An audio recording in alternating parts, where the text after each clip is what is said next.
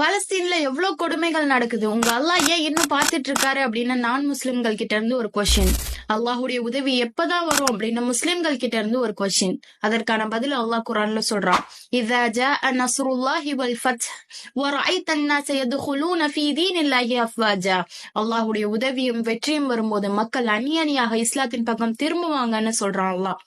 இன்னைக்கு பாலஸ்தீன்ல நடக்கக்கூடிய சோதனைகள் அந்த மக்களுடைய மன உறுதி பல கோடி மக்களை இஸ்லாம்னா என்ன அப்படின்னு திரும்பி பார்க்க வச்சது. பல லட்சக்கணக்கான மக்கள் இஸ்லாத்தின் பக்கம் திரும்பி வர்றாங்க.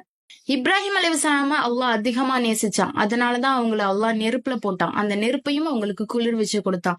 அதே மாதிரிதான் இன்னைக்கு ரஃபால இருக்க மக்கள் நெருப்புக்கு இரையானாங்கனாலும் அவங்களுடைய ஆறுதலுக்கு அல்லாஹ் போதுமானவன். அவங்களுடைய வாயில இருந்து என்ன வார்த்தை வருது?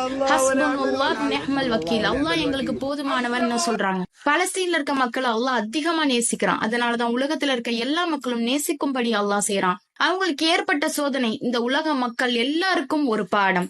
ஈமான்னா என்ன அப்படின்னு அந்த மக்கள் மூலமா நம்ம எல்லாருக்கும் அல்லாஹ் ஒரு பாடத்தை காட்டுறான். நிச்சயமா அல்லாஹ்வே அறிந்தவன், நம்ம எதையுமே அறியாதவர்கள். பலஸ்தீன்ல இருக்க மக்களுக்கு இம்மையிலும் மறுமையிலும் நிச்சயமாக அல்லாஹ் வெற்றியை தருவான். அந்த வெற்றிக்காக அதிகமாக துவா செய்வோம். அஸ்ஸலாமு அலைக்கும் வரஹ்மத்துல்லாஹி வபரகாத்துஹு.